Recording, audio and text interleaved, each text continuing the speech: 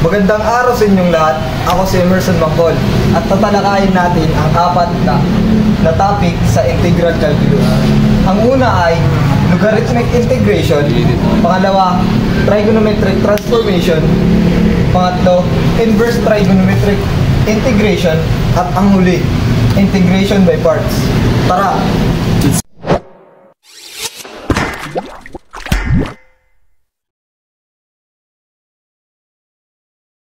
So, ang una ay logarithmic integration.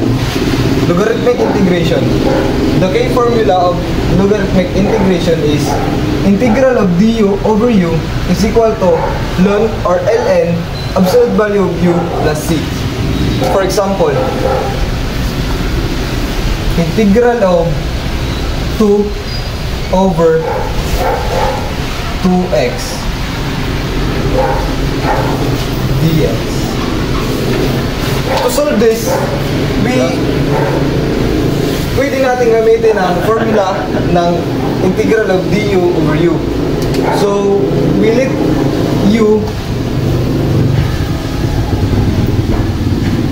u is equal to 2x and find the derivatives of u, which is du over 2 dx.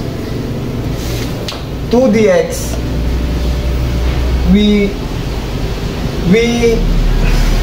direct to formula to solve this. So the answer of integral of 2 dx over 2x is equal to ln absolute value of 2x plus c. We have another example.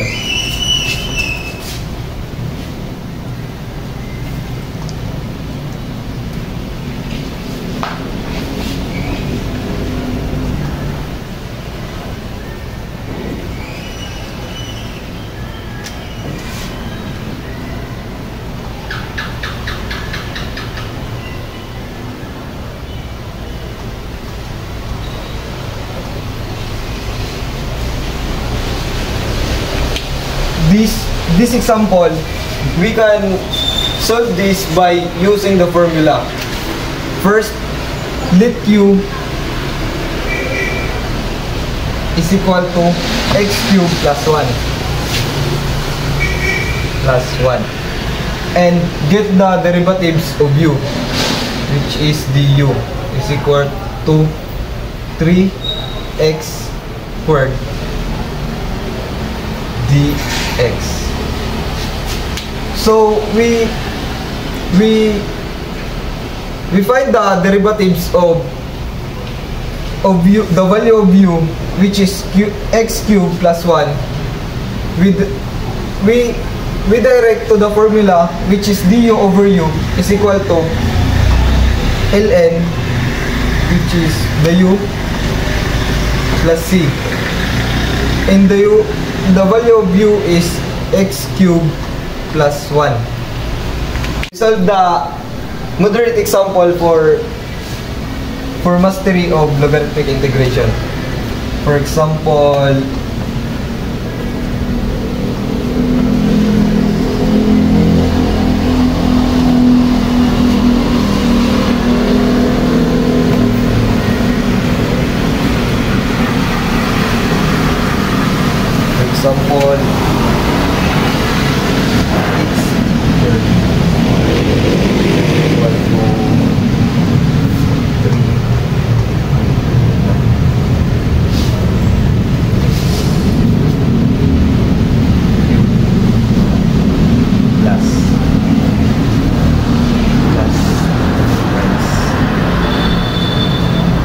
with this is a moderate example of integration by logarithmic. So first, we let u is equal to x cubed plus 3x. Then find the derivatives of this, which is 3x squared plus 3. Now, this is not equal to x squared plus c, but we factor to change this to same, which is 3x squared plus 1, and this is equal to this, x. Now we can find by using the logarithmic integration with this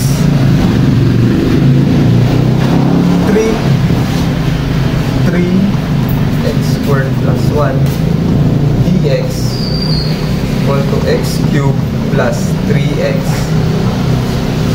This 3 pwede natin siyang ilabas dahil whole number naman. To cancel this, you multiply to 1/3 to cancel this. And this is same with this. So we can, the final answer of that is 1/3 ln x cubed plus 3x dx. Then next, tan x, integral of tan x dx. We know that tan x is equal to sine x over cosine x. We transform this to sine x cosine x dx. Now we can solve this with logarithmic formula. First, we let u is equal to cosine x, and the derivatives of cosine is negative sine x dx, which same this, but wala lang negative sign. So pwede natin ilabas ang negative sign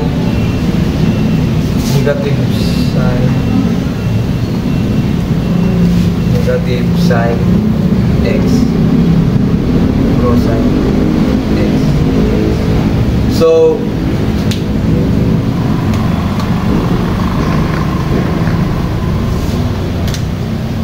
negative sine over u. So pwede na natin gamitin ang formula ng logarithmic integration to solve this. Is equal to negative ln cos x plus c. This is the answer of tan x dx by using logarithmic integration. And the last example is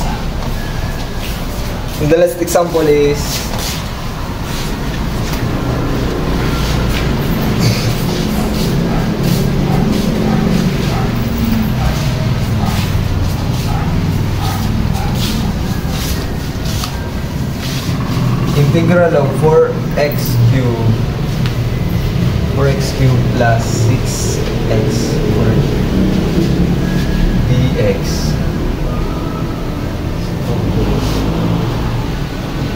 2x plus 4 plus 4x cubed plus 5. First, we let this by using the value of u. U is equal to 2x raised to 4 plus 4x cubed plus 5, and du is equal to 8x cubed plus 12 x squared dx. We can factor this to find this is equal to 2 4x cubed plus 6x squared dx. Now,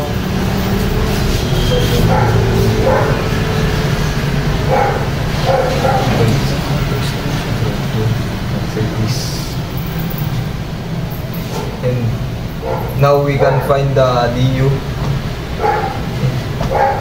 Integral of du over 2 over u. Pwede nating ilabas ang 1/2 or over 2 equal to 1/2 and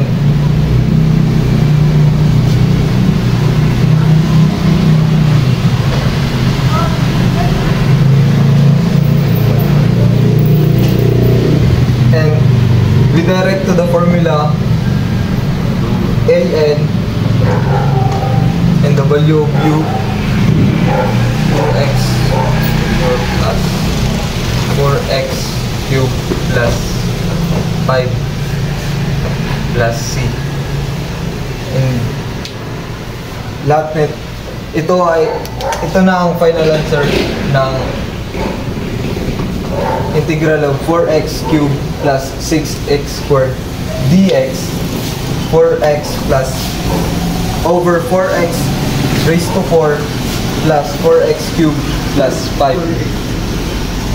Dito na tayo sa pangalawang topic, ang trigonometric transformation. Ang trigonometric transformation ay isang technique upang mapadali ang pag-solve ng integrals. Gamit ng mga identities na ito tulad ng power reduction identities and Pythagorean identities. Sin squared x is equal to 1 minus cos 2x over 2.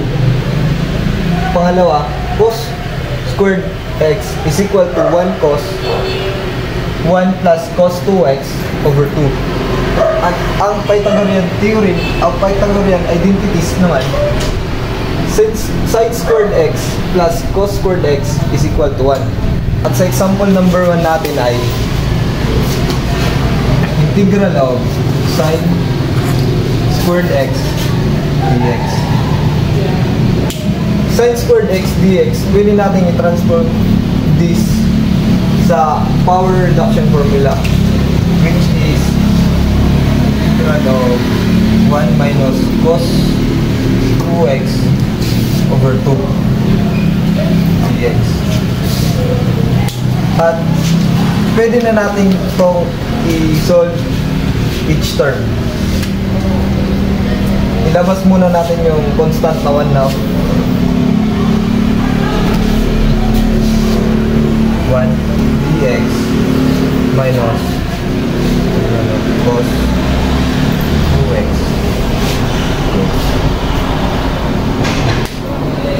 at 1/2 times the integral of 1 is x at ang integral naman ng cos 2x is equal to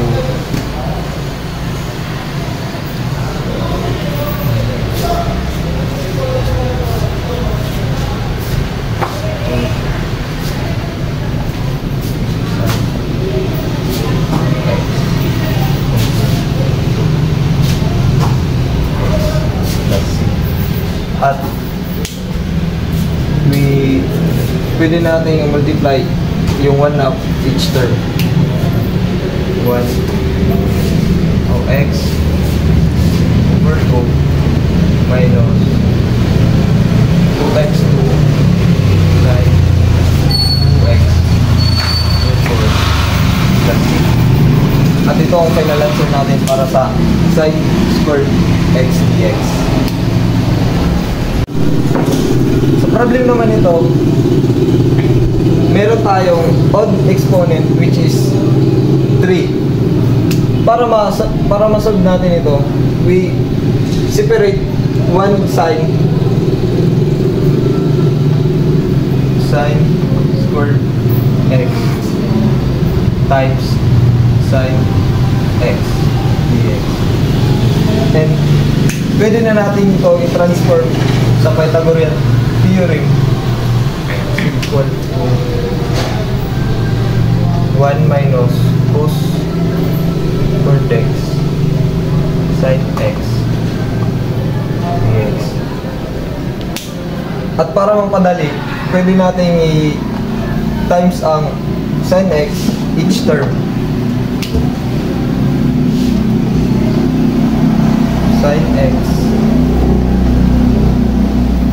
minus integral of cos squared x sin x dx. At pwede natin makuha ang final answer ng sin x which is negative cos x. At sa integral naman ng cos squared x sin x, pwede tayong gumamit ng power formula. At ang integral naman nito ay minus cos cube x over 3 plus c. We have another example.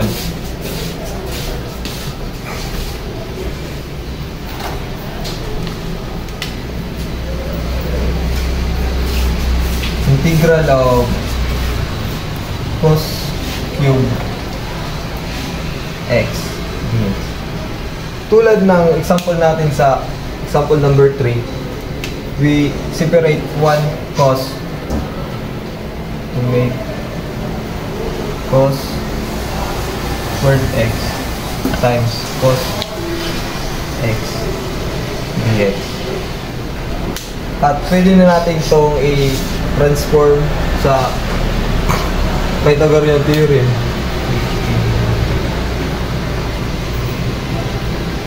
1 minus sin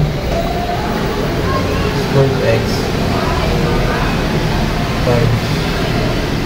times cos x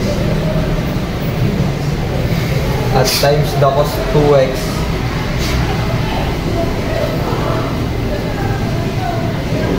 integral of 1 cos x dx minus integral of sin squared x cos x dx.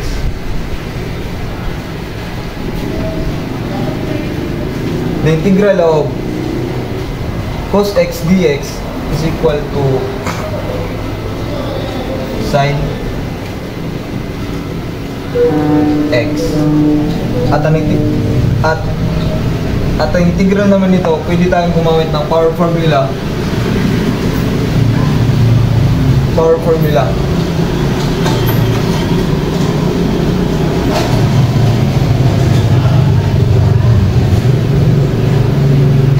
Minus ba? Minus sin cube over 3x plus c. At ito ang final answer ng cos cube x dx.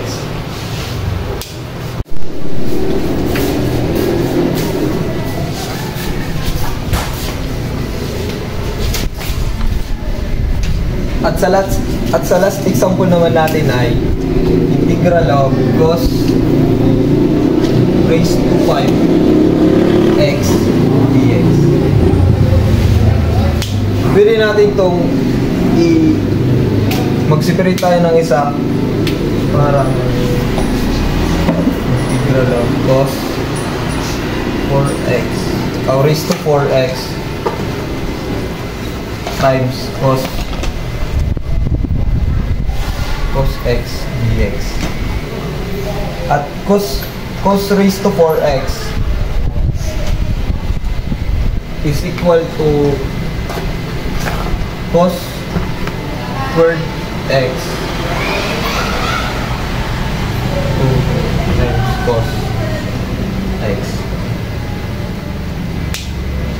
At cos squared x, pwede natin i-transform ito sa Pythagorean theorem, Pythagorean identities natin. Cos 2x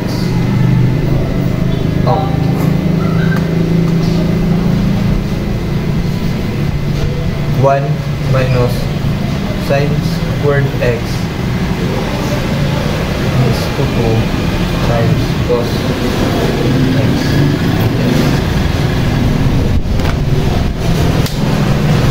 Pwede natin i-expand ang 1 minus sin squared x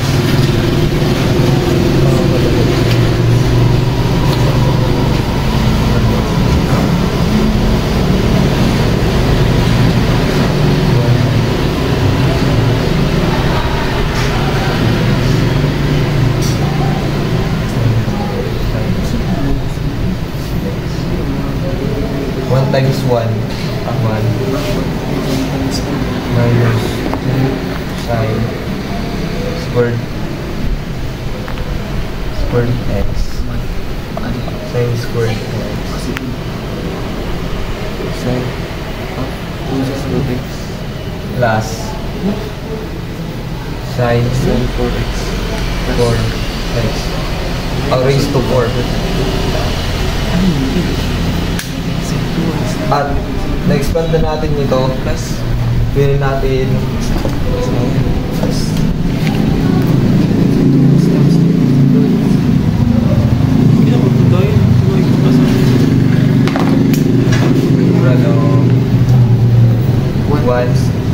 minus 2 sin x plus sin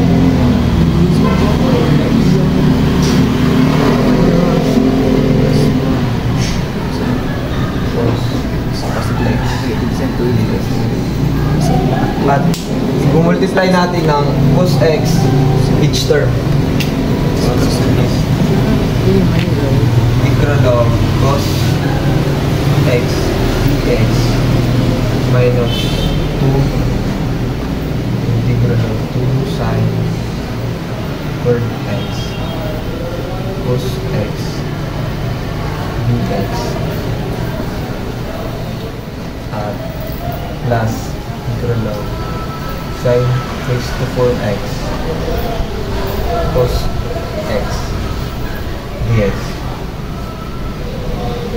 At ang integral of cos x dx equal to sin x at integral naman ng 2 sin squared x cos x dx. Pwede tayong gumamit ng power formula.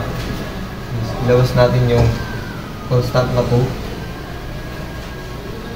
plus 1 plus 1 sin cube root 3. At ang huli naman is sin 4x cos dx. Pwede din tayong gumamit ng power formula plus 1 4 plus 1 sin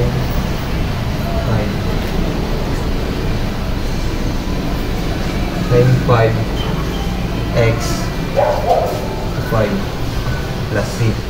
Ang final answer naman ay sin x minus 2/3 sin cube x plus 1/5 sin raised to 5 x plus c. ito ang final answer ng cos raised to 5x dx. Nandito na tayo sa topic 3, ang inverse trigonometric integration.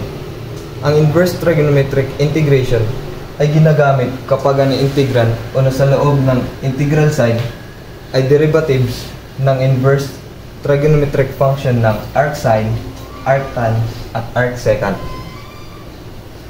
For example, number 1, integral of dx is equal to square root of 4 minus x squared. This problem, pwede natin idiretso sa formula ng du over square root of a squared minus u squared. Una, hanapin muna natin ang value ng a. A squared is equal to 4 or square root of a squared is equal to 2. At ang variable naman natin na u is equal to u squared is equal to x squared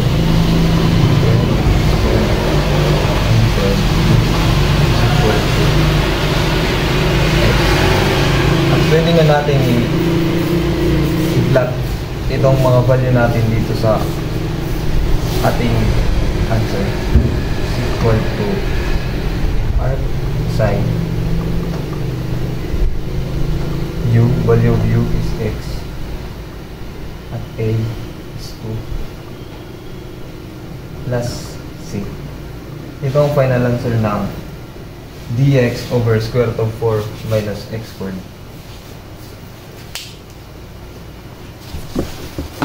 Ang pangalawang example natin ay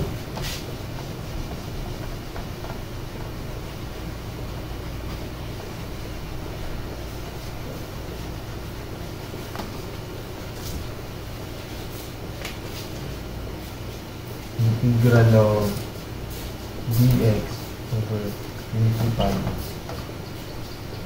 minus 16 x squared.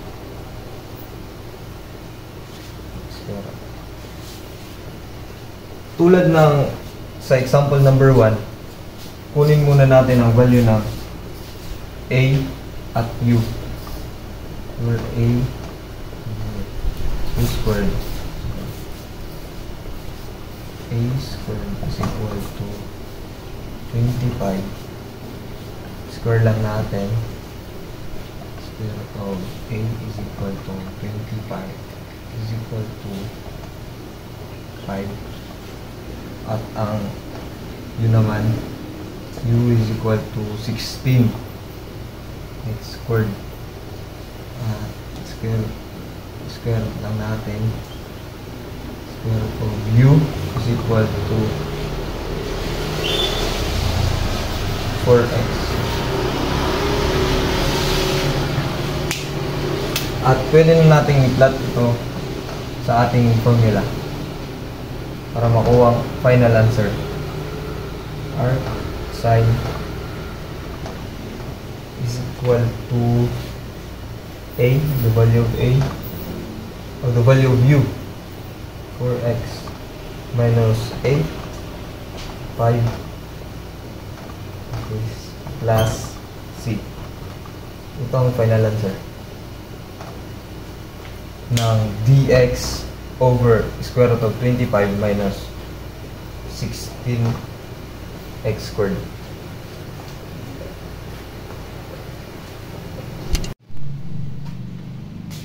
At para naman sa ating example number 3,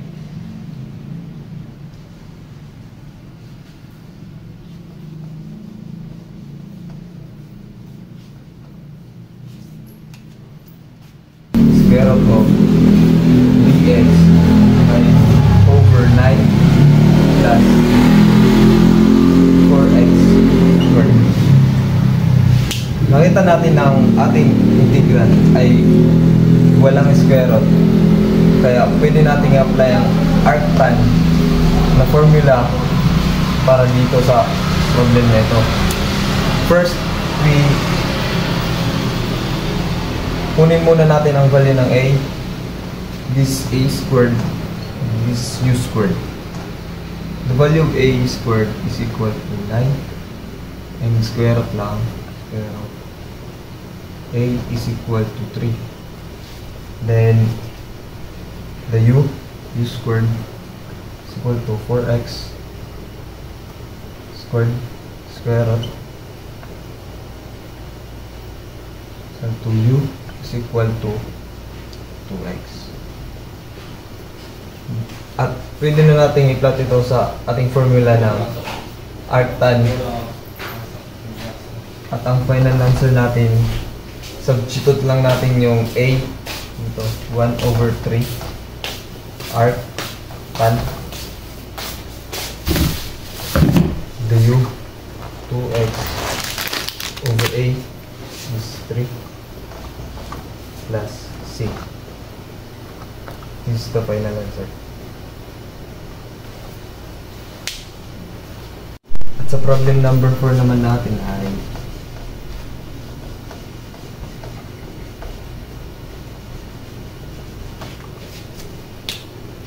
integral of dx equal to 2x square root of 4x squared plus 9. Nakita naman natin na ang ating integral ay kapareho nitong du over u square root of u squared minus a. Kasi a is equal to the constant. Pwede natin itong i-solve gamit ang ating formula na sa arcsecond. First, kunin muna natin ang value ng a at u. This u squared and a squared. The u squared is equal to 4x squared square root. This is u is equal to 2x, then a squared square root is equal to 9 square root is equal to a is equal to 3. Then the derivatives of 2x du is equal to 2dx. Now we plot with 2. The dx, the value of dx is equal to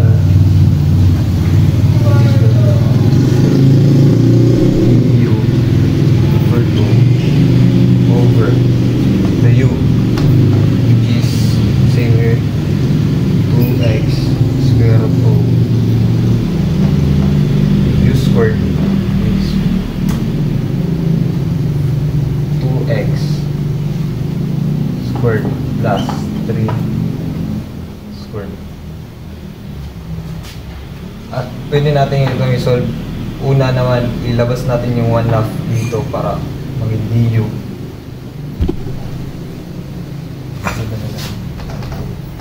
1/2. At ang answer natin sa ating formula ay 1 over a. 1 over a. The value of a is 3. Then arcsecond.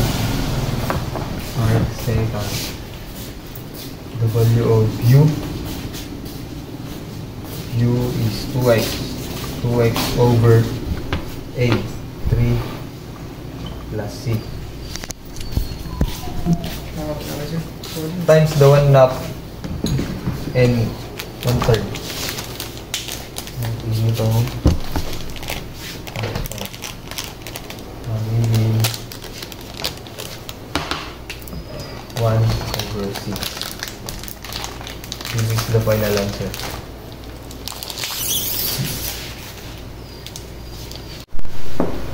At ang last problem natin ay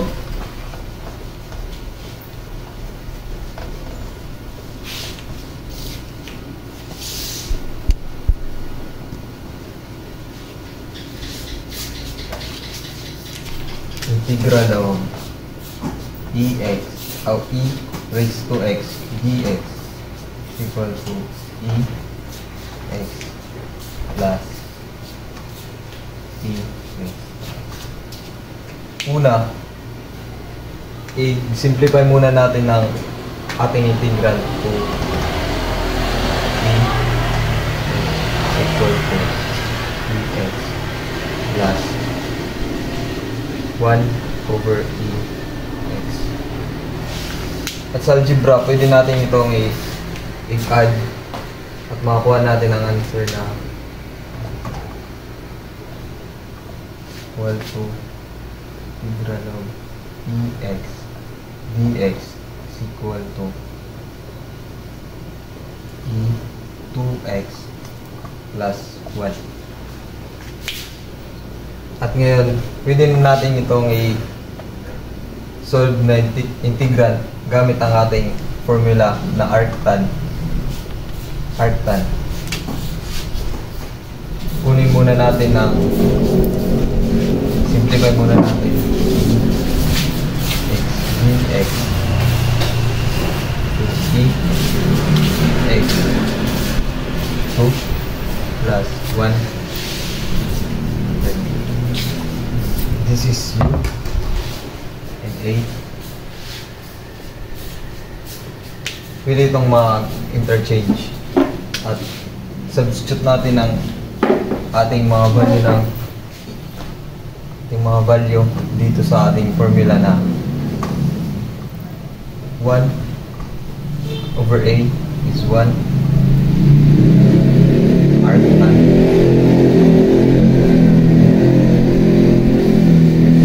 the u ex over a is 1 plus c.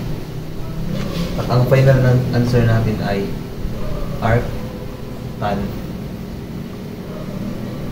EX o E raised to X plus C.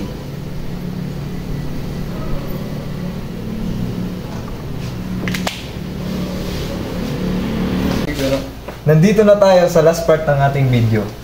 Ang pang-apat na topic na ating tatalakayin ay integration by parts. Ang integration by parts ay ginagamit kapag meron tayong integral ng dalawang function na mahirap i-integrate. Pero sa integration by parts, pwede tayong gumamit ng the general formula is integral of u dv is equal to uv minus integral of v du. And note the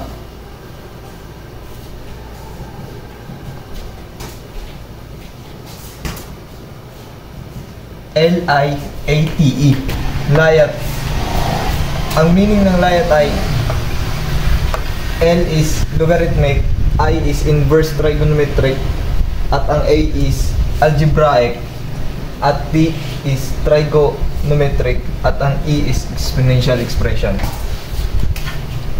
Simulan natin. In example number 1, integral of x e raised to x dx. Sa problem na ito, mahirap itong i-solve, pero gagamitan natin ito ng general formula na u dv is equal to uv is equal to v du. Para pumili ng u, susundin lang natin itong layat. So ang x is algebraic at ang ex naman is exponential. So naunang a, so the u is equal to x, and find the derivatives. Du is equal to dx, and dv is equal to ex e raised to x dx, and integral v is equal to ex. At susundin lang natin itong general form ng ating formula is equal to u is x, and v is ex, e raised to x, minus integral of v, which is ex, e raised to x, and du is dx. And now we can find the answer of x, e raised to x dx by x times raised to x minus the derivative of ex dx is ex plus c. Pero meron ring isang technique para mapadali ang ating pag-integrate, which is the tabular method. Tabular method, since we find our u as integral of x dx, find our u as x, and our dv is equal to e raised to x. Thus, the tabular method is, first write the sign, alternate one, positive minus positive, then x and ex, x, e raised to x, then the derivative of x is 1, and the derivative of 1 is 0, and the integral of e raised to x is ex, and the derivative of ex is ex. To find the final answer, times the side to your the derivatives, and times to diagonal. So positive times x, then x times e raised to x, then minus 1 times e raised to x. Then integrate this, and the answer of 0 times e raised to x is 0, so plus c. The answer of x, e raised to x dx is equal to 1. X ex minus e raised to x plus c.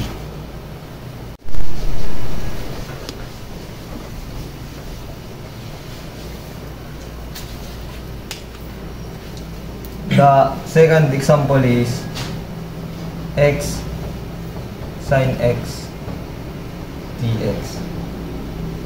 To find our u, we follow the LIATE.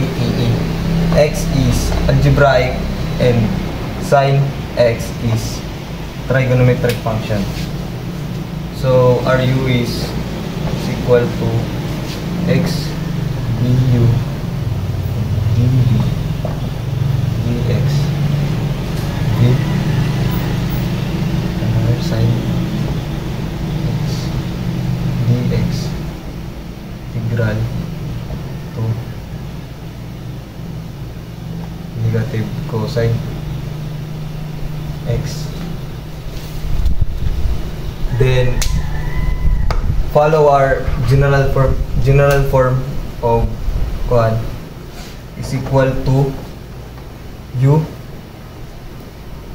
is x, then v is times negative cos x minus integral of v, which is minus cosine x, then the du is dx. So we simplify this, is equal to negative x cos x. We times the negative to negative plus the derivative of cosine x is Ang integral of cosine x is sin x sin x plus c. That is the final answer of x sin x dx.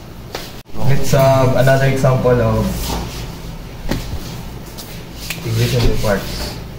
Integral of x cos x dx. Same to the example of number 2, we find x by using this. U is equal to x, du is equal to dx, then dv is equal to cos x dx, then integral v is equal to sin x. Then plot our value of u, v to our general formula. Equal natin yung u times v, u x v sin x minus the v integral of sin x, then the du is dx. Then simplify x sin x minus the integral of sin x is negative cos x plus c. Then the final answer is x sin x plus cos x plus c.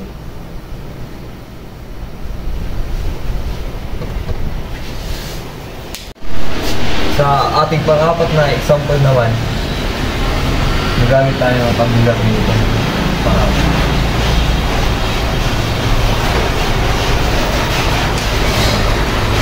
Integral of d squared e raised to t dt.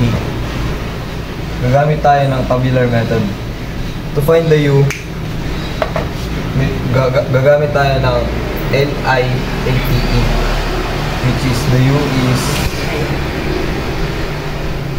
equal to t squared,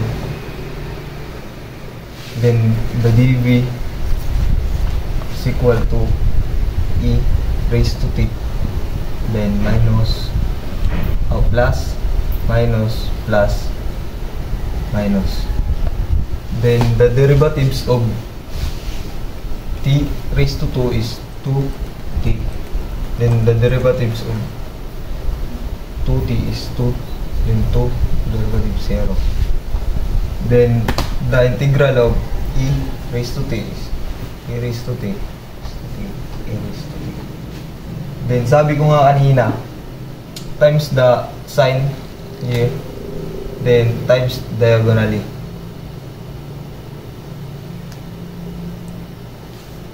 Then plot positive times t squared times e raised to t is t squared e raised to t, then negative minus 2t times e raised to t is 2t e, then positive 2 times e raised to t is plus 2 plus c, then factor out the e times e squared minus 2t plus 2 plus c. This is the final answer, in makakuha natin itong answer tulad ng pag-solve natin gamit ang ating UDV is equal to UV minus VDU. At ang huli nating example ay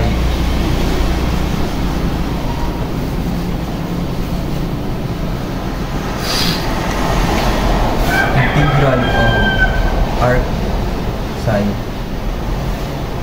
dx. Arc sine x dx. Sa ating integrand, meron siyang isa lang function, pero hindi natin ito pwede i-direct o solve kasi this is a inverse trigonometric, pero pwede natin itong i-solve by using integration by parts. Maglalagay lang tayo ng 1 dx, then let you lang natin yung arc sine u is equal to arc sine x du is equal to 1 over square root of 1 minus x squared dx. Then our dv is equal to 1 dx integral v is equal to x. Then sundin lang natin yung ating general form. 1, 2 u arc sine x rv times x minus integral of v which is x times du r1 over square root of 1 minus x squared dx. Ito na tayo. To solve this, we let u is equal to 1 over x squared, then du is equal to 2x, negative 2x. Since kulang lang tayo ng negative 2, we times by 1 half, negative 1 half x, then ru equals ilagay lang natin sa taas para maging u negative 1 half du. Then gagamit tayo ng power formula, add lang natin 1 negative 1 half plus 1. So ang magiging answer is